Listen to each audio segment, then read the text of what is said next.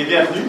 Aujourd'hui, nous allons parler de Preza, une entreprise spécialisée dans l'identification automatique des produits et des personnes. Alors, concernant l'identification des produits, eh bien, ça concerne l'écriture, tout ce qui est des gens, des étiquettes notées, par exemple, des dates de péremption que vous pouvez voir sur ces entrées, mais également la lecture à l'aide de scanners ou de caméras, par exemple, pour lire des codes barres.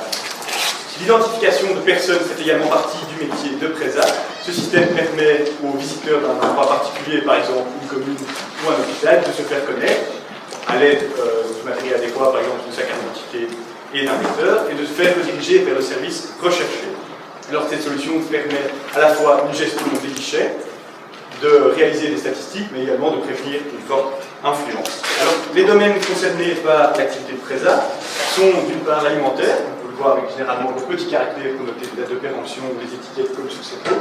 Le domaine du pharmaceutique qui concerne aussi des plus petits caractères, le domaine de l'industrie lourde avec des caractères plus gros, plus grossiers, et enfin la logistique qui consiste à identifier un produit à son entrée dans la chaîne jusqu'à sa sortie. Alors, Preza ne fabrique pas ses propres machines, mais maîtrise la technologie développée par ses nombreux partenaires.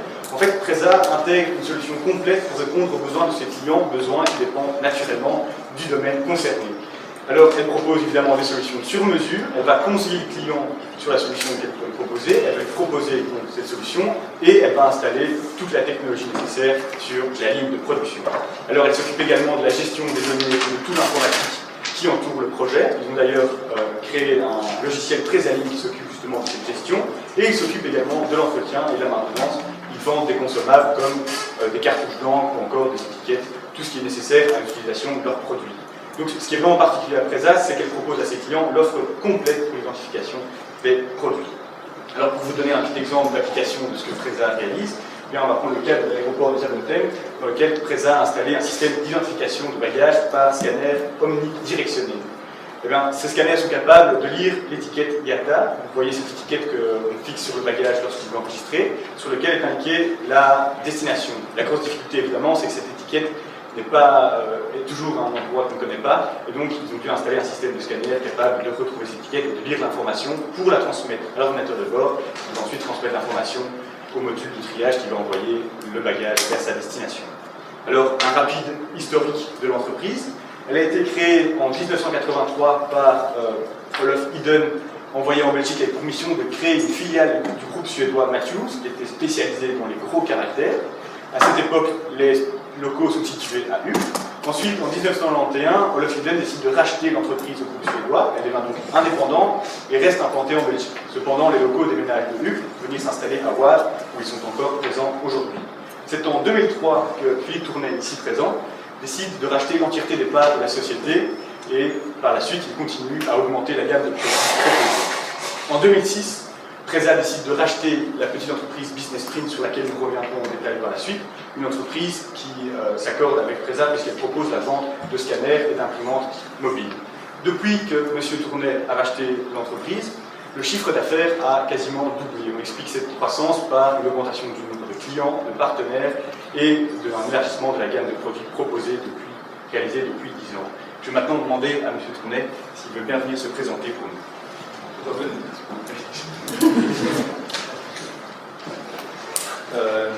Bien, bonsoir à tous. Voilà. Donc, mon nom est Philippe Tournet. Comme vos collègues l'ont dit, j'ai repris la société Preza en 2003. Avant ça, j'ai eu un autre parcours. Je dois parler de cet autre parcours. J'ai commencé ici, dans Vaumur. J'ai fait des études à l'IAG, ça s'appelait l'IAG à l'époque. Et puis, je suis parti travailler sur les marchés financiers. Donc, rien à voir avec l'identification des produits, simplement une opportunité. On était au début de la belle époque des traders. Hein, et donc, j'ai été trader dans des banques, en Belgique et à l'étranger, jusqu'au moment où je me suis dit, bon, j'ai vu, ça me suffit, je rentre en Belgique puisque j'étais à l'étranger. Et mon rêve, depuis l'IAG, en fait, j'avais deux rêves depuis mes études. Le premier, c'était d'avoir ma propre entreprise. Je parie qu'il y en a beaucoup parmi vous qui ont ce rêve-là. Et mon deuxième, c'était de travailler comme trader dans les marchés financiers. Là, je parie qu'il n'y en a plus aucun qui ont envie de ce genre de choses. Mais voilà. Moi, j'ai commencé par le deuxième, et puis j'ai pu en profiter pendant une quinzaine d'années, et ensuite reprendre une entreprise. Est-ce que je dois dire quelque chose de plus? Si j'ai été assez bref, je peux retourner. Merci. Voilà. Alors, on va parler maintenant un peu de l'organisation humaine de PRESA. Donc, il faut savoir qu'à sa tête, nous avons l'administrateur délégué, donc M. Tournay est présent, qui s'occupe entre autres des finances et des ressources humaines. Et alors, il y a aussi le directeur général, Eddie Van Vonden, qui est lui plus dans le domaine technique et commercial. Alors, à la date de clôture de l'exercice 2011, PRESA comptait 18 employés à temps plein et 5 employés à temps partiel. Et la moyenne d'âge tourne autour de la trentaine-quarantaine. Au niveau du taux de rotation parmi les employés, celui-ci est faible. Monsieur Tournay ne se souvenait d'ailleurs pas d'avoir connu des employés qui quittaient par eux-mêmes la société dans les 10 dernières années. Et nous savons bien qu'il fait bon travailler chez PRESA, et les employés bénéficient d'ailleurs de beaucoup d'avantages extra-salariés, tels que voiture, ordinateur, GSM, bonus salarial, etc. Au niveau des possibilités d'évolution de carrière, celles-ci sont plutôt faibles, puisque PRESA reste une PME relativement petite. Mais quand même, M. Tournay nous a montré que de nombreux employés qui ont commencé dans le domaine technique montraient ensuite certaines compétences dans le domaine commercial et terminaient alors comme vendeurs technico-commerciaux, ce qui leur donne plus de crédibilité auprès du client. Alors, il y a aussi des formations qui se font en interne et en externe. Donc, en interne, quand certaines connaissances ou compétences sont acquises par les employés, alors PRESA organise des formations. Et par contre, quand un fournisseur de PRESA sort un nouveau produit, les employés sont alors envoyés se former directement chez le fournisseur pour ensuite pouvoir commercialiser le produit. Et alors, au niveau de la culture d'entreprise, on est avec la culture plutôt une culture de stabilité et d'honnêteté. Et je vais d'ailleurs demander à M. Tournay de venir nous parler des valeurs en vigueur dans la société. Les valeurs, c'est un grand mot. Moi, je dirais que quand on est une petite entreprise et qu'on veut être reconnu dans les grandes entreprises, vous avez vu, ils vous ont montré l'aéroport de Zaventem, c'est pas évident. Petite entreprise, c'est pas évident de se faire connaître et reconnaître dans une grande. Ce qui compte dans la petite entreprise, c'est la qualité de ses individus. Ils sont difficilement interchangeables. Quand un client comme l'aéroport de Zaventem ou comme L'Oréal connaît PRESA, il connaît avant tout Monsieur X ou Madame Y. Dans ce cas, Monsieur X et Madame Y doivent être porteurs de valeurs bien identifiées par la société comme étant très importantes. Et donc, chacun a pour mission de représenter d'abord une valeur extrêmement simple, extrêmement humaine, qui est l'honnêteté. Dans un autre séminaire, on m'avait posé déjà cette question, et c'est à partir de là que j'ai réfléchi, quelle est la meilleure valeur qu'on peut défendre auprès d'un client? Eh bien, c'est l'honnêteté. On va dire, il y a plein d'autres, la perspicacité, trouver des bonnes solutions, être très présent, mais non, ça reste l'honnêteté qui sera toujours appréciée par rapport aux clients.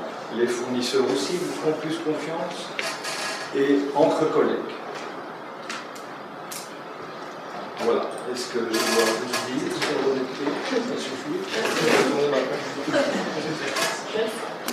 À propos du marché, comme Pierre l'a dit, PRESA se situe sur le marché d'identification et de la traçabilité, et ça c'est autant pour les biens que pour les personnes. Donc au niveau des biens, il s'agit de tout ce qui touche à la logistique et au secteur industriel, et ça compte consiste en 80% du chiffre d'affaires de PRESA. Et alors au niveau des personnes, c'est les 20% restants, et c'est donc tout ce qui touche au domaine de l'accueil du client. Donc ça, c'est comme Pierre nous l'a dit aussi, vraiment la caractéristique de PRESA, c'est qu'elle propose l'offre complète. Donc elle est autant sur l'identification des biens que des personnes, comparé à ses concurrents qui généralement choisissent l'un ou l'autre. Et alors une autre caractéristique de PRESA aussi, c'est qu'elle n'offre ses compétences que dans un rayon de 3 heures de route autour de Bruxelles, ce qui lui permet de pouvoir arriver rapidement s'il y a un pépin avec une des machines qu'elle aurait à faire. Alors au niveau du marché, il y a 4 marchés types sur lesquels PRESA se situe. Donc il y a la pharmaceutique et l'alimentaire, puis la logistique et l'industrie lourde. Alors au niveau de la pharmaceutique et de l'alimentaire, il y a des directives assez strictes que PRESA est tenue de suivre. Donc par exemple, dans la pharmaceutique, il y a la stérilisation pharmaceutique justement, qui dit que chaque boîte de médicaments doit avoir un numéro de série, puis chaque capsule dans chaque blister doit aussi, et chaque capsule également. Donc ça fait beaucoup de numéros de série à faire. Et Presa doit donc avoir les bonnes machines pour pouvoir ne pas perdre de part de marché et pouvoir suivre ces directives assez contraignantes. Au niveau de l'alimentaire, c'est plus tout ce qui est hygiène qui est très important. Donc récemment avec les scandales qu'il y a eu avec la viande de cheval, il y a des nouvelles tendances qui se profilent à l'horizon pour essayer d'informer davantage le client par rapport à ce qu'il y a dans la nourriture et donc à rendre l'information plus human readable pour le consommateur, donc à mettre davantage d'infos sur les emballages, etc. Pour la logistique, c'est des problématiques plus récurrentes que compliquées. Donc il s'agit, comme Pierre a dit, de faire parvenir le bon colis au bon endroit au bon moment. Et alors, pour l'industrie lourde, malgré les tendances un peu, qui sont un peu assombries ces derniers temps avec Arcelor et Ford Game, etc., ça reste l'industrie dans laquelle Presa s'était spécialisée à la base. Donc il s'agissait beaucoup d'étiquetage, de jet d'encre, et avant de rendre un peu l'écriture plus fine et plus précise, et de se diriger vers des marchés tels que le pharmaceutique et l'alimentaire. À propos du marketing, la première chose qu'il faut souligner, c'est que comme dans beaucoup de petites PME, Presa ne dispose pas d'un département marketing à proprement parler. En fait, il s'agit plutôt du directeur général qui s'occupe entre autres de faire connaître ses produits, et d'une assistante marketing qui est chargée de gérer l'image d'entreprise, gérer les campagnes de mailing, identifier les prospects, etc. Alors pour se faire connaître, l'entreprise elle a 5 grands leviers d'action différents. Le levier d'action, c'est le site internet. En fait, il s'agit d'avoir un site web clair, agréable, complet, bien pensé et surtout bien référencé au sein du moteur de recherche. C'est vraiment un élément que Presa veut vraiment mettre en avant pour se faire connaître, et il a d'ailleurs fait appel à une société extérieure pour gérer son positionnement sur Internet. Le deuxième élément concerne les campagnes ciblées à destination de certains prospects, c'est-à-dire que l'entreprise envoie un mail et une lettre à une personne travaillant dans une entreprise potentiellement client. Et ici, on travaille par type de secteur. Par exemple, une nouvelle machine entre dans la gamme de Presa. Cette machine nous bien pour l'industrie alimentaire, alors on fait une campagne à destination de l'industrie alimentaire. Le troisième moyen de se reconnaître, c'est les relations personnelles que l'entreprise a avec ses clients, c'est-à-dire qu'elle propose régulièrement de nouveaux produits, mais aussi entre les clients et les clients potentiels via un bouche à oreille positif. Le quatrième élément, c'est le marketing indirect. Il s'agit ici de mettre l'entreprise en avant, mais sans toutefois viser de cibles très précises. On trouve par exemple des publicités dans les revues, à la radio, aussi sur Canal 7. Alors, Presa investit encore de temps en temps dans la publicité de revues spécialisées. Et en fait, selon les dirigeants de l'entreprise, les retombées de ce type d'action sont assez faibles. Et enfin, Presa se doit aussi d'être présent à certains salons, des fois, aussi bien en Belgique qu'à l'étranger.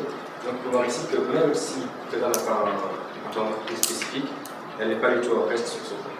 Concernant la stratégie, les décisions stratégiques elles sont prises en fait par 2 personnes. Premièrement, l'administrateur délégué ici, M. Journet, et le directeur général, M. Van Vorden. Ils prennent ça à 2, mais ils accordent aussi beaucoup d'importance à ce que les équipes présentes sur le terrain disent. Et on peut aussi souligner qu'ils ne font jamais appel à des consultants extérieurs en stratégie parce que le marché est tellement spécifique que ces consultants n'y connaissent en fait pas grand-chose. Au niveau du type de décision stratégique prise, par exemple la décision de racheter une PME, ça on aura l'occasion d'y reparler dans la deuxième partie du travail. On a également la décision d'élargir la gamme de produits, et ça c'est pas toujours facile parce que d'une part, il n'y a pas énormément de fabricants de ces produits, et d'autre part, le distributeur doit parfois montrer patte blanche pour pouvoir distribuer les produits. Alors, enfin, on trouve aussi par exemple la décision d'allocation des ressources, et ça, un exemple, c'est est-ce qu'il faut que l'entreprise fasse des investissements pour qu'elle soit en mesure de proposer à ses clients des solutions de la RFID, et tout ça, comme vous avez M. Brunet, qui vient un petit peu vous expliquer ce qu'est la RFID. Vous mettez la courbe gâteau. Je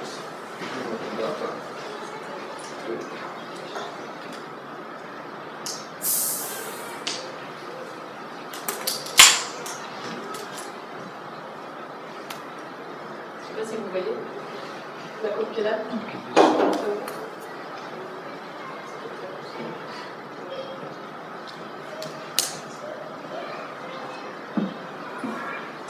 Voilà, alors ça c'est une problématique relativement intéressante qui est dans quoi va-t-on investir ses ressources. On est une PME et on est actif dans un secteur de technologie relativement mûre ou quand même en évolution. Je vous rappelle ce qu'ils ont dit, nous ne fabriquons pas de machines, donc nous achetons des machines fabriqués par des fabricants mondiaux et nous les intégrons, on va dire nous les plaçons dans les systèmes des clients. Nous avons parlé de l'aéroport de Zaventem, je ne vous dis pas que c'est une installation complexe, les scanners viennent des États-Unis, nous les importons, nous les plaçons à l'aéroport et nous faisons en sorte qu'ils soient intégrés dans les process de gestion, de contrôle de qualité de l'aéroport. Donc nous dépendons de nos fournisseurs et nous dépendons de technologies relativement complexes. Dépendant des fournisseurs, on ne décide rien en termes de technologie. On ne dit pas nous, on n'est pas Apple, on ne dit pas brillante idée, je vais faire un iPhone, paf, je me lance dans l'iPhone ou dans l'iPad mini. Non. On doit regarder ce qui se fait autour de nous. Et c'est une anecdote, et vous m'arrêtez si je suis trop long, mais une fois que je démarre, parfois je peux m'égarer, donc je compte sur eux pour m'arrêter. En 2003, quand j'ai repris l'entreprise, je vais vous dire pourquoi je l'ai prise, il y avait un buzz en 2003. C'était la technologie RFID. Je ne sais pas si vous avez déjà entendu parler de la RFID. Non. Alors, comme ils ont dit, on travaille l'écriture des produits, d'accord, en production, et la lecture. La plupart des méthodes de lecture se font par scanner, d'accord. Scanner, on scanne un code barre. Vous avez déjà vu ça chez Deleuze. Il y a des nouvelles technologies qui se sont développées, qui se faisaient autour des ondes radio.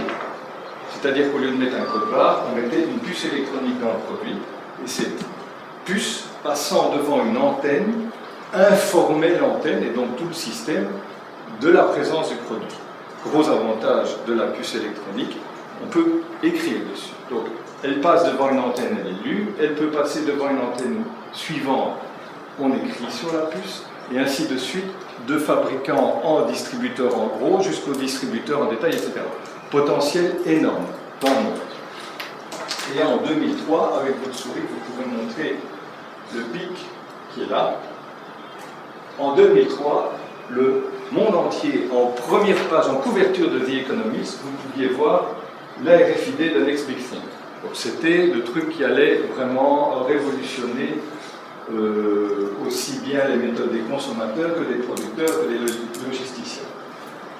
Et moi, je me suis dit, j'ai lu The Economist, je parie que vous aussi, on vous l'a fait lire. Je me suis dit, super génial, je trouve une entreprise dans laquelle je peux investir et j'y ai investi à ce moment-là. Et bien, en fait, j'ai investi dans une entreprise potentiellement dans le secteur, au moment où des tas d'autres gens le faisaient, et tous les autres, sauf moi, qui l'ont fait, sont plantés. Et moi, j'ai eu de la chance. Parce qu'en interne, on m'a dit, tu sais, Philippe, c'est bien, tu as une bonne raison d'acheter Preza, c'est génial. Mais en fait, la RFID, non. Pourtant, moi, j'étais prêt à mettre des billes pour développer l'activité, donc allouer des ressources, donc faire du marketing, Preza la meilleure en RFID, acheter des antennes, acheter des systèmes et les proposer aux clients. Mais à ce moment-là, il y a des tas d'entreprises qui sont lancées. Et moi, en interne, on m'a convaincu de ne pas mettre un bal là-dedans. Pas 1 euro. Et on n'a pas mis 1 euro. Donc on s'est adapté. Je me suis adapté, je me suis incliné humblement face à l'unanimité chez moi. Et qu'est-ce qui s'est passé avec la RFID? Ce qui se passe avec toutes les technologies. C'est-à-dire qu'après des attentes considérables au niveau du pic, eh bien, il ne s'est rien passé. Tous ceux qui avaient investi là-dedans se sont plantés, des PME aussi bien que des Siemens qui avaient développé des trucs formidables, ils se sont plantés jusqu'à un certain moment. Ces courbes représentent une durée time d'environ 20 ans. Le pic de la RFID en 2003, on est maintenant dans le trou, en 2013. On est même ressorti un petit peu. Maintenant, nous nous demandons si ça vaut la peine d'y aller. C'est ce que j'ai répondu, j'ai dit ce que j'ai dit. Voilà, vous avez un exemple ici de décision stratégique que l'entreprise doit prendre.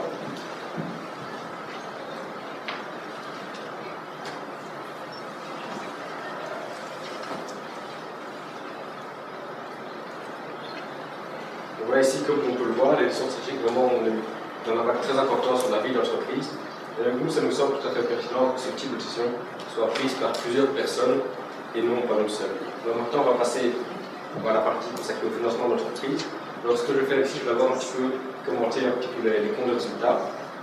Ensuite, je parlerai de la notion de fonds de roulement net, besoin de fonds de roulement et plus notre business. C'est des notions que nous avons maîtrisées maintenant grâce au cours CPM 2000. Et enfin, je terminerai par appliquer deux ratios. Tout d'abord, au niveau du compte de résultats, on peut voir que le chiffre d'affaires est en croissance entre 2009 et 2011. On passe donc de 5 450 000 euros à 6 100 000 euros. Mais en fait, il s'agit surtout de fluctuations liées à la conclusion de gros contrats plus que d'une tendance à la hausse, parce qu'en fait, en 2008, le chiffre d'affaires s'est élevé à 6 400 000 euros. Maintenant, on peut toutefois souligner qu'il y a une belle croissance entre 2003 et 2008, parce que grosso modo, on est passé de 3 millions à 6 millions d'euros de chiffre d'affaires. Et donc, si en résumé, on peut dire que pour le moment, l'entreprise a un chiffre d'affaires qui est aussi entre 5 et 6 millions d'euros. Et on peut se demander si est-ce que la croissance est la priorité numéro 1 de l'entreprise. Et pour ça, je vais rappeler que le modèle se tourne de prochaine. Regardez ces chiffres. Moi, je trouve ça pas terrible. On vend plus, on gagne moins. Vous me direz, passer autant de temps pour gagner aussi peu, simplement, je sais pas, 1000 euros à la fin de 2011 en ayant fait 6 millions de chiffre d'affaires, c'est pas top. Enfin, les chiffres de résultats dans une entreprise, ça ne dit pas grand-chose parce qu'on affiche ce qu'on a envie d'afficher. Sauf quand on est en perte et que là, on ne peut plus le cacher. Mais 2008, 2009, 2010, 2011, des sacrées années de crise. Donc, qu'est-ce qu'on fait avec son résultat? On le bloque. En se disant, l'année prochaine, ce sera peut-être très mauvais, on le ressortira pour apurer les pertes. Mais ce qui est important, c'est le chiffre d'affaires. Dites-moi la question précise que vous aurez. Est-ce que la croissance, c'est un peu la priorité de l'entreprise? La croissance, c'est une priorité.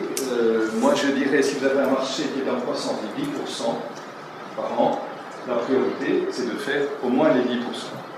Si vous faites 8%, vous laissez une meilleure place aux autres. D'accord? Donc, c'est faire au moins la croissance du marché.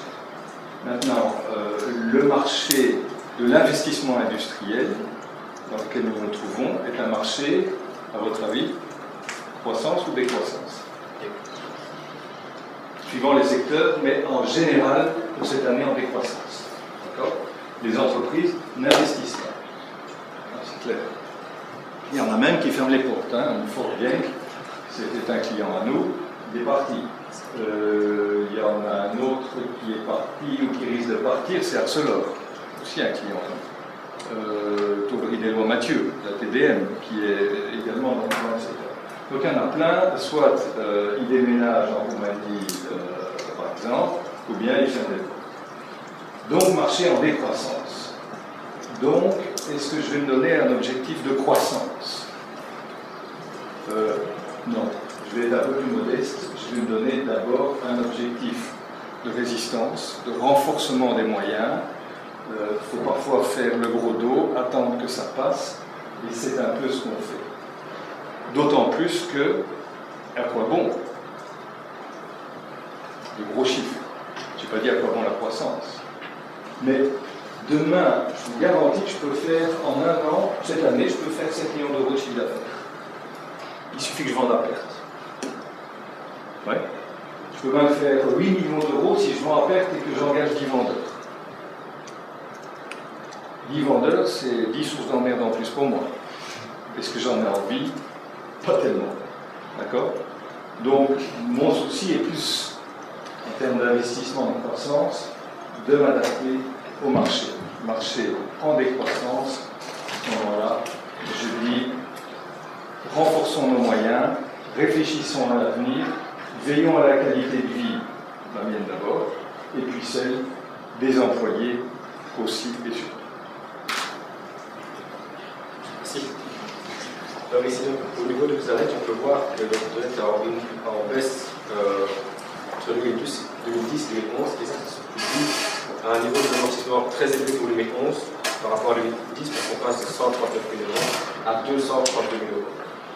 Et enfin, on peut aussi calculer la marge brute que l'entreprise a sur ses activités de vente. En fait, celle-ci s'obtient en soustrayant du chiffre d'affaires le montant des ventes et en exprimant cette différence par rapport au chiffre d'affaires. Alors ici, on fait abstraction des frais généraux. Et qu'est-ce qu'on constate? C'est qu'on constate que sur les 3 dernières années, la marge brute s'érode. Ça, c'est notamment dû au contexte compétitif actuel, donc la pression sur les prix, et c'est aussi la crise économique qui pousse certaines entreprises à vendre vraiment à n'importe quel prix pour assurer le survie. Oui, ici je vous interromps. Je reviens sur ce que je disais. C'est très clair cette année, c'était déjà le cas l'année passée. Nous avons des concurrents, ils ont des structures financières moins bonnes que les nôtres. Ils ont absolument besoin de montrer des bons chiffres de vente. C'est la première chose que le banquier regarde. Et pour ça, il casse les prix. Donc nous, on se trouve aujourd'hui devant des gens, quand on rentre dans une entreprise qui demande un système, on va dire un système d'étiquetage, eh bien, nous avons des concurrents qui arrivent, qui savent très bien que Preza est déjà là, parce que le marché n'est pas immense malgré tout, et qui savent que nous vendons à des prix relativement élevés, ils viennent et qui cassent les prix. Et ils cassent les prix jusqu'à vendre à 0. Moi, ça fait 5 ans que j'en vois des comme ça. Je peux vous dire que je leur donne une espérance de vie de 2 ans. Et je dis à mes commerciaux, résistez. Eux, leur marge brute n'est pas d'environ 40%, elle est de 30, 28, 27, peut-être. Eux, je ne sais pas comment ils font pour payer leurs loyers, leurs employés, etc. Donc, contexte concurrentiel qui devient un contexte de sélection. Et il faut résister à l'envie d'être trop grand, de montrer du chiffre, de baisser les prix, etc. Merci. Donc, voilà la crise. Maintenant, on va passer au fonds de roulement net, pesant fondement et pesant net. Alors, tout d'abord, un petit rappel, qu'est-ce que c'est le fonds de roulement net? C'est la différence entre les capitaux permanents de l'entreprise et ses actifs fixes. Alors, si ce fonds de roulement est positif, bien, ça veut dire qu'il y a des capitaux permanents qui sont disponibles pour financer une partie des actifs circulant de l'entreprise. Et c'est le cas de Preza, parce qu'elle a un fonds de roulement net positif qui se vous avez 3 exercices comptables qui vaut en moyenne 300 000 €. Alors le besoin en fonds de roulement, lui, il est lié au cycle d'exploitation de l'entreprise.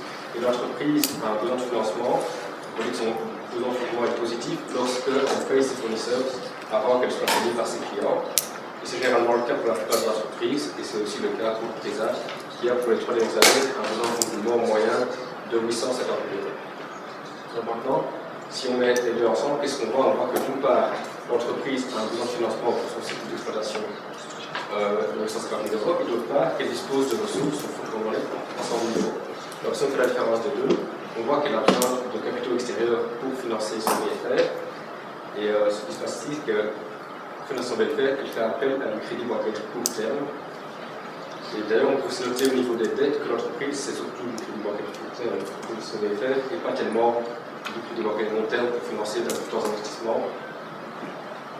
Voilà. Maintenant, on peut appliquer 2 ratios. Le premier ratio, c'est un ratio de solvabilité, lui qui est défini comme le rapport entre les fonds propres de l'entreprise. Les fonds propres, c'est le capital social, les bénéfices ou pertes reportés et les subsides en capital par rapport au total du bilan.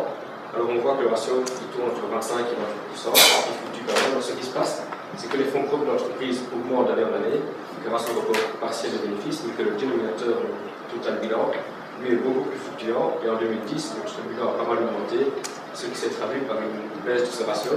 Donc, avoir un ratio de solvabilité de 25 à 30%, c'est tout à fait correct.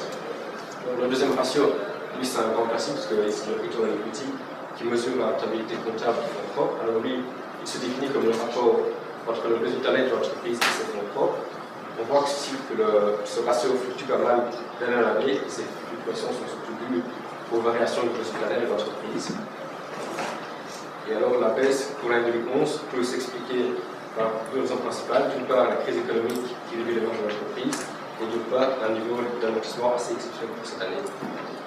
Alors, en conclusion, pour cette partie sur le financement, on peut dire que l'entreprise dispose d'une structure financière saine, que le chiffre d'affaires lui aussi entre 5 et 6 millions d'euros en fonction de la conclusion de nos gros contrats, que son BFR varie aussi en fonction de ces contrats, et que la trésorerie nette est surtout financée par le crédit bancaire court terme.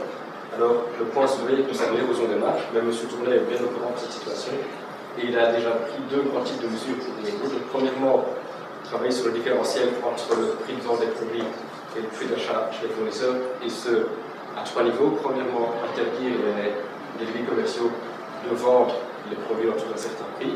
Deuxièmement, augmenter le prix sur un consommable, car il faut savoir que les clients sont normalement en théorie obligés d'acheter des consommables chez Preza, si c'est Preza qui leur a fourni la machine.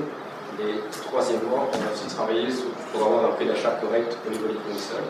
C'est le premier axe. Et le deuxième axe concerne les services. Donc il s'agit vraiment d'offrir des services, vraiment d'offrir des solutions pour avoir de la valeur ajoutée et augmenter le chiffre d'affaires sans devoir tellement acheter des jeux de produits.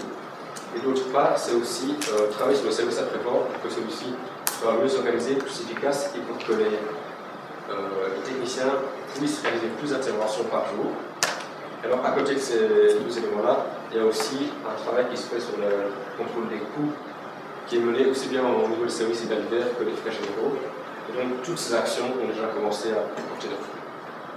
Alors maintenant, on va un peu vous parler de la thématique qu'on a choisie, donc c'est les fusions et acquisitions, et dans notre cas, la fusion entre Businessprint et Preza, qui a eu en 2007. Alors Businessprint était une entreprise qui vendait des imprimantes et des scanners mobiles pour des applications informatiques, tandis que Preza ciblait plus les clients industriels. Et il faut aussi savoir que Businessprint était accolé à une autre entreprise qui s'appelait Businesscom et qui voulait la. Alors, on va passer en revue à l'approche systémique d'un processus de fusion. Donc, je vais d'abord parler des éléments théoriques, et puis Laurent continuera avec l'application de la théorie au cas pratique. Donc, on va d'abord parler de 4 éléments clés et généraux de la fusion, du choix de la cible qui est très important, de l'intégration de cette cible une fois qu'elle est choisie, et de quelques recommandations générales sur la fusion. Alors au niveau des éléments clés, d'abord il y a le leadership, donc il faut s'assurer avant la fusion de pouvoir compter sur des leaders solides à chaque niveau de la hiérarchie de l'entreprise, donc pas simplement au sommet de celle-ci. S'assurer de la compatibilité des cultures, mais ça on en parlera plus tard, mais c'est une des raisons d'échec, une des grandes raisons d'échec, des fusions. S'assurer aussi que en fait il faut savoir que le degré d'intégration, en plus le degré d'intégration est élevé, est nécessaire d'être élevé, que le degré d'intégration nécessaire pour réussir la fusion influence beaucoup le degré de difficulté pour réussir cette fusion même. Et alors aussi regarder la taille des entreprises, donc il ne faut pas que la taille de l'entreprise acquise soit supérieure à la taille de l'entreprise qui acquiert, sinon ça peut poser problème. Alors, au niveau du choix de la cible, c'est vraiment une des phases critiques de la fusion et c'est ça qui va conditionner sa réussite. Alors pour ça, il faut faire attention à 5 éléments. Il faut essayer de responsabiliser les personnes qui sont responsables du choix de la cible et du processus d'intégration. Donc par exemple, vous pensez à des systèmes de rémunération qui sont liés directement au niveau de réussite de la fusion. Également s'assurer que le climat entre les parties prenantes qui sont chargées de faire ce choix de la cible reste ouvert aux idées et aux discussions. S'assurer qu'on a le temps nécessaire, les ressources et les outils nécessaires pour mettre en place la fusion. C'est également conseillé d'investir dans des mécanismes d'apprentissage qui permettent d'apprendre de ses erreurs, mais aussi de comprendre les problèmes que les équipes rencontrent. Et alors, de nouveau, vérifier l'adéquation des cultures, que la compatibilité des cultures permet d'avoir un effet positif sur la performance de l'entreprise après la fusion. Alors, une fois qu'on a choisi la cible, il s'agit de l'intégrer. Alors là, il y a 2 mécanismes qui sont possibles. Donc d'abord, si une des 2 cultures est complètement absorbée par l'autre culture de la deuxième organisation, ou bien si les 2 cultures sont gardées, alors on aura plutôt tendance à faire appel à nommer un manager qui sera chargé du processus d'intégration tout seul, ou bien quand les entreprises sont plus grandes, alors c'est montré que les entreprises ont tendance à plutôt garder le meilleur des 2 entreprises, et alors c'est conseillé de créer une structure de transition complètement indépendante qui sera chargée du processus d'intégration et de garder les leaders de cette structure pour qu'ils soient après les leaders de l'organisation après la fusion. Et alors pour terminer, quelques recommandations générales sur la fusion, c'est d'éviter de favoriser dans le choix des nouveaux leaders pour éviter d'envoyer des signaux négatifs aux employés, de prendre un départ rapide pour le processus d'intégration. C'est prouvé que les 100 jours après la prise de décision majeure, ce sont ces gens-là qui donnent la direction que l'entreprise va avoir. Donc il faut essayer de commencer le processus d'intégration le plus rapidement possible, de garder une bonne communication avec les clients et aussi avec les employés, surtout puisque fait montrer aussi que 20% seulement des employés croient ce que leur manager leur raconte en situation de fusion. Et donc, il faut essayer de garder une bonne communication avec eux, qu'elle soit efficace et bidirectionnelle pour essayer de les rassurer au niveau de la fusion. Donc, au niveau de l'application de la théorie au cas concret rencontré par PRESA, avant d'avoir appliqué la théorie, il y a deux grandes raisons qui ont poussé au choix de Business Sprint. Premièrement, il y avait une belle complémentarité dans la gamme de produits offerts, parce que, comme Camille vous l'a dit, PRESA était surtout orienté vers des clients industriels, avec des gros éléments, des gros produits, tandis que Business Sprint était orienté vers des clients plus de type informatique, avec des produits plus petits, par exemple des imprimantes, des scanners légers, etc. Deuxièmement, il y a aussi une complémentarité au niveau des personnes, parce qu'une personne de Business Sprint a pu très facilement aller travailler, s'intégrer à l'équipe de PRESA. Donc, pour ce qui touche aux 5 éléments liés au choix de la cible, premièrement, on a la responsabilité du décideur. Alors, dans notre cas, c'est M. Tournet qui a pris seul cette décision de rachat de Business Sprint. Et étant donné qu'il est propriétaire de l'entreprise, on est bien dans cette logique de responsabilisation. Le deuxième élément concerne le climat d'ouverture et de dialogue au sein de l'équipe. Dans le cas, ce n'est pas tellement pertinent car ils sont été prises par une seule personne, mais on pense quand même que M. Tournet a bien pris le temps d'écouter différents avis externes avant d'arrêter son choix. Et pour ce qui touche au temps aux ressources nécessaires, M. Tournet a vraiment une très bonne connaissance du marché et des différents acteurs sur celui-ci, et donc il a une vision éclairée sur le choix de la cible. Au niveau des mécanismes d'apprentissage, dans sa carrière antérieure, M. Tournet a vécu la fusion de 2 grandes banques.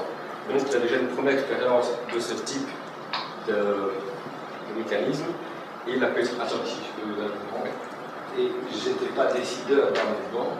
Et comme vous disiez tout à l'heure, je croyais pas un mot de ce qu'on me racontait. C'est-à-dire qu'il n'y a que 20% des employés qui effectivement veulent bien croire ce que leur manager leur dit par rapport au projet d'acquisition. Pour moi, c'était du pic. C'était dans le cadre. Ouais, il a vécu la fusion de 2 grandes banques. Et donc, dans le cas de la fusion de PRESA et Business Sprint, il a pu donc être attentif à certains points grâce à son expérience au niveau des banques. Alors, pour ce qui touche de l'adéquation entre les deux cultures, ici, il n'y a pas eu d'attention vraiment particulière portée sur ce point, car en fait, ces entrepreneurs, il s'agit de 2 entreprises belges, 2 PME, toutes les 2 actives en B2B, et proposant des politiques technologiques, donc les cultures devaient être normalement assez bien s'entendre. Maintenant, une fois que la cible a été choisie et acquise, il faut déterminer le type de mécanisme d'intégration qu'on va mettre en place. Donc soit la nomination d'un manager, ou bien la création d'une équipe indépendante. Dans notre cas, étant donné que les 2 entreprises sont assez petites et que l'objectif était plus d'englober la culture de Business Sprint, on pense qu'on peut faire la première solution, c'est-à-dire la nomination d'un manager et même de 2 managers, puisque c'est l'administrateur délégué et le directeur général qui se sont principalement occupés de ce processus d'intégration. Pour ce qui touche à la désignation de nouveaux leaders, ça n'a pas été nécessaire, c'est pas vraiment pertinent ici, parce que chacun des employés de Business Sprint a pu retrouver une place chez PRESA. Pour ce qui touche à la communication interne, celle-ci s'est faite par 3 moyens principaux. Premièrement, peu de temps après l'annonce de l'acquisition de Business Sprint par PRESA, M. Tournet s'est rendu à Villeblanc pour rencontrer les employés de Business Sprint et les rassurer sur leur avenir. J'ai aussi noté la tenue de réunions trimestrielles avec tous les employés de l'entreprise afin de faire le point sur la situation et de régler d'éventuels problèmes. Et enfin, la communication informelle permet aussi de régler pas mal de petits soucis. Et voilà pour la vue d'ensemble du processus. Nous, on pense que l'opération de fusion est quand même réussie parce qu'il y a eu une hausse des ventes des machines légères, il y a eu des synergies organisationnelles, et il y a eu quelques synergies au chiffre d'affaires. Maintenant, on doit souligner que le processus de fusion d'intégration est un processus lourd, complexe à mettre en œuvre, il faut faire travailler les gens ensemble, il faut régler pas mal de conflits, tout ça prend du temps, et c'est du temps qui ne peut pas être accordé à s'occuper des clients. Pour ce qui est de la durée de ce processus, il faut savoir que juste après l'annonce, pendant les 5 années qui ont suivi l'annonce de l'acquisition, les employés de Business Sprint ont encore pu travailler de façon assez autonome avant qu'on dise maintenant stop, on va uniformiser les façons de faire, les processus, etc. Mais si on creuse un peu, on se rend compte qu'encore à l'heure actuelle, certaines choses ne sont pas encore tout à fait uniformisées entre les deux, avec des petites différences. Donc non seulement ce processus n'est pas encore un petit peu en cours. On peut aussi observer que la théorie s'applique encore assez bien au cas concret, même s'il y a quelques décalages entre la théorie et la pratique. Et on pense que les décalages sont dus en fait à l'application des entreprises en présence et que le modèle a plutôt été construit dans une optique d'universalité et donc il doit également s'adapter aux très grandes entreprises. Alors, ce qu'il faut savoir, c'est que les fusions sont souvent considérées comme un mode d'accès à des compétences stratégiques, donc que ce soit des nouvelles ressources, des nouvelles connaissances ou bien un nouveau marché. Donc, théoriquement, les fusions devraient permettre une rotation des postes, des échanges d'idées, des échanges en tout genre. Mais malheureusement, il est montré dans la littérature que souvent les fusions, en général, les entreprises qui acquièrent n'ont finalement pas vraiment accès à ces connaissances qui étaient pourtant la raison de leur achat. Donc voilà, il y a trois sortes d'intégration qui sont conseillées de mettre en œuvre pour faciliter la fusion et pour réaliser l'intégration des connaissances qui évoluent. Donc il y a d'abord l'intégration procédurale, ça c'est lié au système d'information et de gestion. L'intégration physique, c'est lié aux locaux et au personnel. Et puis l'intégration socio-culturelle, donc de nouveau au niveau de la culture. Alors pour comparer ça à PRESA, l'intégration procédurale a eu lieu vu que les systèmes d'information ont été mis en commun. L'intégration physique également, comme Business Sprint a déménagé dans les locaux de PRESA à Wavre. Et l'intégration socio-culturelle également, M. Tourné nous disait qu'il pensait qu'il y avait vraiment une nouvelle culture qui s'était développée, mais que c'était quand même un des aspects les plus difficiles et les plus délicats à gérer, et qu'il faut essayer que personne ne se sente lésé. Donc en tout cas en termes d'intégration des connaissances, on peut dire que la fusion est une réussite. Voilà. Et donc, comme on a un peu dit, on s'est posé la principale difficulté, une des principales difficultés d'une acquisition, c'est vraiment de réussir à intégrer les employés de l'entreprise acquise. C'est vraiment l'aspect humain est fondamental et c'est d'ailleurs une des causes, une des raisons principales de la réussite ou de l'échec d'une acquisition. Alors, le processus d'une acquisition peut vraiment conduire à des conséquences dramatiques du point de vue humain. Donc c'est intéressant de s'arrêter un peu sur cet aspect pour essayer de comprendre les causes, les conséquences et les solutions à éventuellement mettre en œuvre pour que le processus soit rendu plus aisé. Alors, nous avons mis en évidence quelques problèmes, quelques conséquences qu'on peut rencontrer dans ce processus du point de vue d'employé. Et pour appuyer le propos et les dires de M. Tournet, nous avons également rencontré Mme Arlette, excusez-moi, Van der Steen, voilà, qui a travaillé dans l'administration de Business Sprint et qui travaille actuellement dans l'administration au sein de PRESA. Ce point de vue va nous permettre en fait d'avoir un meilleur point de vue de l'employé. Voilà, alors un des premiers problèmes qu'on peut rencontrer, c'est l'anxiété de la part des employés au moment où la fusion est annoncée. En effet, les employés vont avoir tendance à s'imaginer le pire des scénarios possibles et ils vont tout faire pour essayer de garder leur statut, leur pouvoir, leur prestige précédemment acquis. Donc cette situation peut éventuellement conduire à la compétitivité entre les employés, ce qui est évidemment néfaste pour l'entreprise. Alors, qu'est-ce qu'on peut mettre au point pour régler ce problème? Eh bien, c'est essentiel d'avoir une très bonne communication au sein de l'entreprise pour rapidement mettre au courant les employés de la suite des événements, leur tenir au courant des décisions qui ont été prises et les justifier. Il est essentiel que le manager aille voir personnellement, aille se renseigner, aille écouter les employés pour ne pas les laisser dans le doute. Évidemment, une manière de faire, c'est que le processus soit le plus rapide possible, puisque ça évite de tirer le problème en longueur.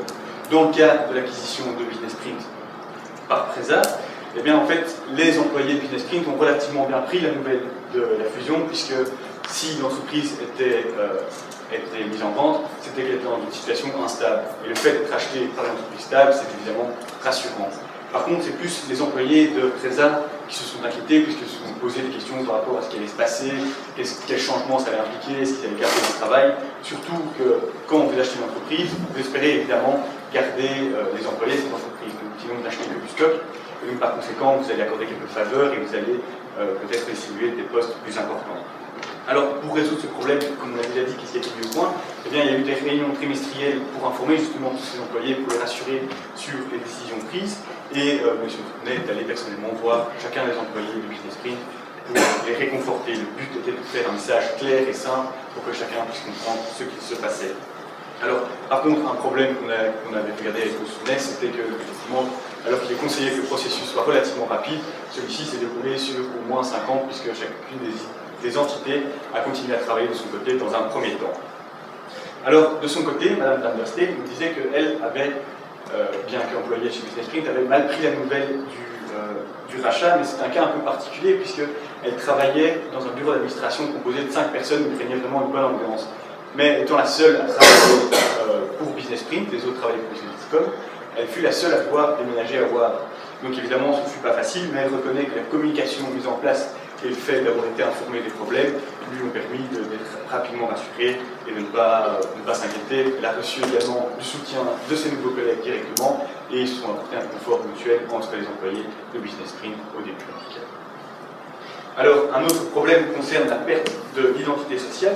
Lors du processus d'acquisition, il y a eu logiquement une perturbation de l'identité sociale de chacun parce qu'il y a une restructuration organisationnelle qui se passe. Et donc, lors de ce processus, chaque employé va essayer de grappiller des places, va essayer d'atteindre la meilleure place possible.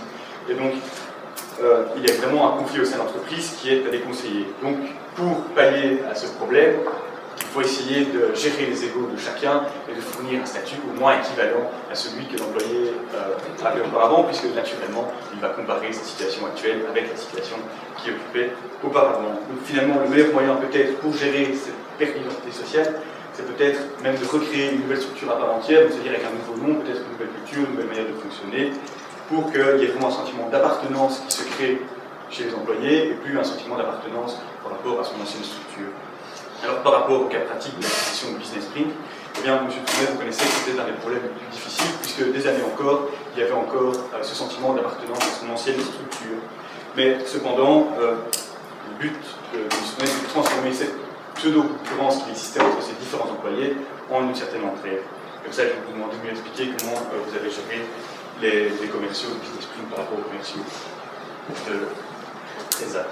Oui, c'est tout à fait correct que mettre deux entreprises ensemble, donc deux groupes de personnes ensemble, c'est terriblement difficile. Comme vous l'avez dit, je l'ai vécu dans une banque et c'était amusant. L'entreprise qui achetait était bien la plus grande, était plus grande que celle qui était acquise, qui était la plus petite. Une fois l'acquisition réalisée, eh bien, ce sont les membres, l'équipe dirigeante de la petite société qui ont été mis au pouvoir de la nouvelle entité.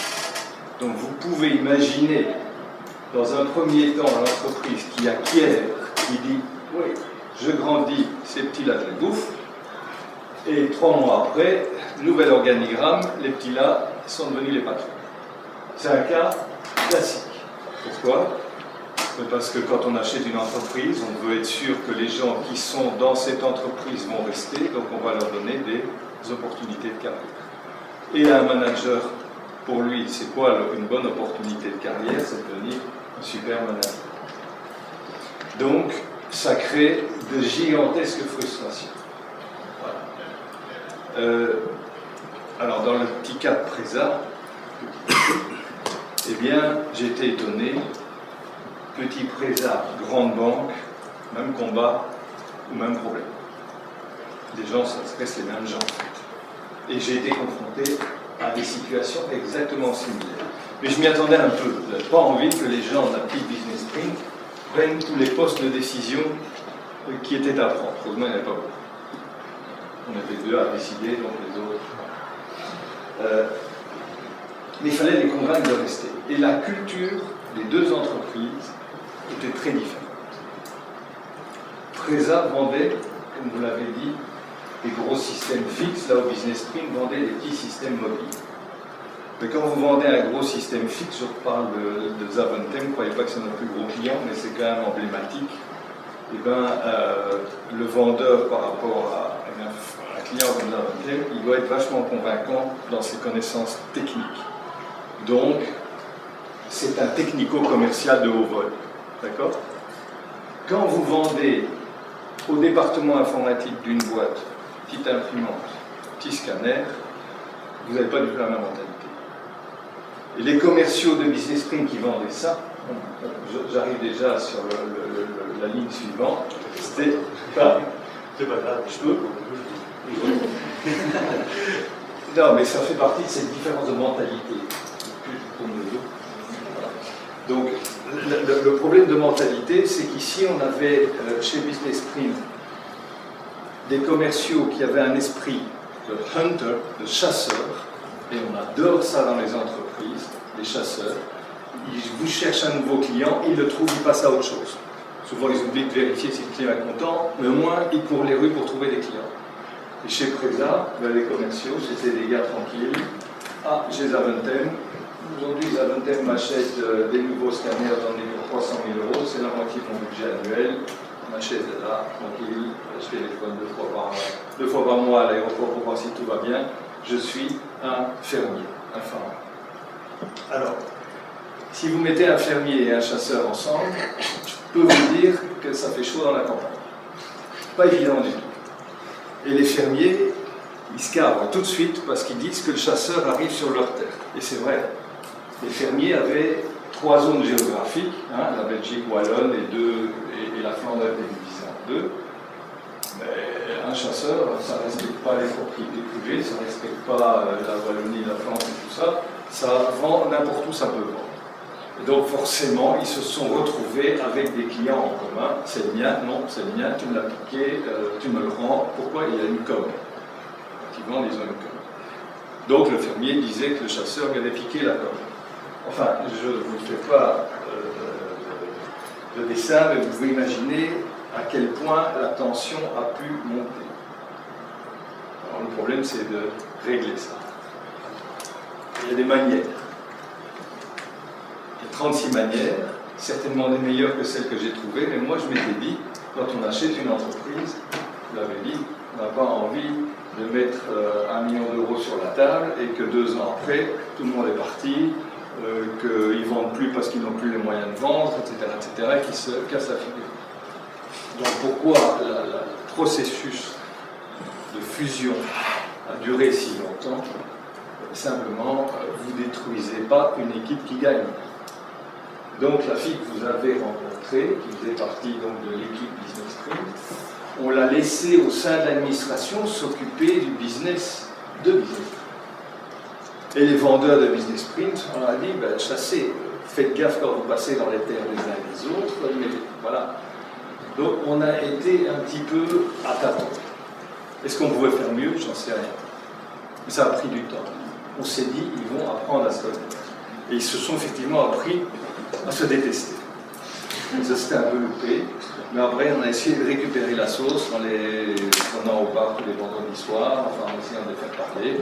Et aujourd'hui, ça va mieux. On a dû encore modifier les systèmes pour y arriver. En gros, on leur dit aux chasseurs, si tu vends en Wallonie, eh bien, tu vas avoir une com la même que le responsable, le camp manager de la Wallonie, le fameux fermier. Donc, il n'y a que le pognon qui compte. Une fois qu'ils ont vu qu'ils gagnaient la même chose, ils se sont mis à se parler. Ça veut dire quoi? Ça veut dire que quand on fusionne 2 entreprises, on ne se rend pas compte des problèmes qu'on va avoir. Et je suis personnellement la fusion actuellement d'une entreprise beaucoup plus grande puisqu'elle est cotée à la bourse. Et je peux vous dire que c'est chaud, c'est très délicat. Ils le font assez bien pour le moment, les résultats sont plutôt bons, mais que ce soit une entreprise de quelques dizaines de personnes ou de quelques milliers de personnes, les problèmes restent tendus, très tendus. D'où la question qu'il faut se poser, que vous vous êtes posée, est-ce que ça vaut la peine d'acheter une autre entreprise? C'est casse-pied, je peux vous dire. Nous, moi personnellement, dans un petit marché comme la traçabilité, l'identification des produits, je surveille le marché, vous l'avez dit. Il y avait une boîte spécialisée en RFID, on en a parlé tout à l'heure, basée à Liège. C'était vraiment des ingénieurs très smart, mais qui perdaient tout le pognon qu'il y avait moyen de perdre, et qui s'est mis en vitrine, comme on dit en vente. J'ai fait offre pour cette entreprise en me disant, si je la rachète, je vais avoir un tas d'emmerdes, et en plus des gens qui perdent du pognon. Bon. Pourquoi j'ai fait offre? Parce que je me suis dit, on est dans le trou de la courbe, que maintenant c'est l'occasion de racheter et le marché reste porteur. Bon, il y a quelqu'un d'autre qui a mis plus d'argent et donc qui a emporté l'affaire. J'ai eu des échos récemment, bon, ça a l'air de plutôt bien se passer. Voilà. C'est très difficile, il faut mettre l'argent sur la table et après il faut encore en remettre pour partager les commissions des vendeurs, pour améliorer l'organisation générale et il faut passer un temps bête à créer une nouvelle culture, convaincre les gens que c'est pas du pipeau, que ce qu'on fait c'est pour le bien de tous et que c'est même parfois vite. Ce que je veux dire, Voilà, donc avec M. Donnet qui a déjà introduit justement cette différence de culture, qui est aussi une des principales difficultés quand justement les deux parties ne veulent pas s'adapter l'un à l'autre et que chacun pense que sa manière de faire est la meilleure. On parle donc de clash des cultures. Alors, comme on l'a déjà dit, au niveau des cultures, il y a une grosse différence, bien que ce soit des entreprises qui fassent du B2B et qui soient des petites PME belges, on trouve quand même une forte différence dans la culture d'entreprise et dans la mentalité. À ce propos, Madame Van der Steen témoignait que quand elle est arrivée, elle a vraiment remarqué cette différence. On peut expliquer cette différence pourquoi, parce que déjà, comme je le disais, elle avait des liens très forts avec ses anciens collègues, puisque ça faisait plus de 30 ans qu'ils travaillent ensemble, mais également, il y a aussi cette différence qui peut être expliquée par le fait que Business Sprint était installé à Villefort, qui est dans l'île de la Vente, et que d'une région à une autre, on a déjà des fortes différences de culture. C'est vrai, je vous interromps pour dire ça aussi, c'est un élément très important. Les cultures, la vraie culture, que ce soit la langue, que ce soit. C'est beaucoup plus important qu'on le croit. Il ne faut pas croire que les Flamands et les Wallons sont incompatibles. Je trouve qu'ils sont même assez compatibles, pour autant qu'ils se comprennent. Mais c'est un élément vraiment essentiel et qu'il faut gérer tous les jours. Les différences de culture au sein d'une entreprise, ça se gère tous les jours, apaisé. Je peux vous dire que quand il y a des tensions politiques dans ce pays, ça se sent dans une entreprise de quelques dizaines de personnes où il y a une tension qu'il faut gérer. La seule chose que Mme Van der Steen disait, c'était que l'accessibilité, puisque c'est deux petites PME, par rapport à ses collègues et par rapport à la direction, n'avait pas changé d'une entreprise à l'autre. Elle a bien parlé, je la vois de moi. Alors, donc il y a aussi le comportement et l'attitude des employés peuvent changer en fonction d'un changement dans les caractéristiques de l'emploi et dans leur environnement de travail. Généralement, la perception des employés par rapport justement à l'environnement de travail est négative après une fusion. Donc il s'agit vraiment de gérer cette perception, puisque c'est de ça qu'il s'agit, en redéfinissant l'emploi et si possible l'environnement de travail avec l'employé, comme ça il comprend les décisions qui ont été prises et il voit les avantages qu'il pourrait en tirer. Dans ce cas, Mme Van der Steen disait qu'effectivement elle avait été très perturbée de devoir changer complètement de bureau, mais que le fait d'avoir été tout de suite informé, le fait de savoir qu'on allait lui fournir un bureau, de rencontrer ses nouveaux collègues, il y a même quelqu'un qui est venu jusqu'à Pivot pour voir quel meuble elle avait déplacé, elle s'est sentie tout à fait rassurée par rapport à son changement d'environnement de travail. Donc finalement, on remarque que du point de vue humain, une bonne communication est un facteur essentiel pour que la fusion puisse fonctionner, ce qui a été effectivement mis en place par Preza, et qu'on comprend tout à fait pourquoi M. Tournet y avait prêté très fort attention, puisque finalement, même Mme Van der Steen, par son témoignage, ça fait comprendre que c'est ça qui l'a beaucoup aidé à faire le pas de cette fusion. Alors, de manière générale, l'acquisition et la fusion Business Sprint se sont bien passées, puisque on retrouve, comme je l'ai dit, du point de vue humain, personne n'a perdu sa place, tout le monde a trouvé son travail, une place au sein de l'entreprise, et les résultats financiers sont relativement concluants, puisque depuis la fusion, Preza a augmenté son chiffre d'affaires. Merci beaucoup.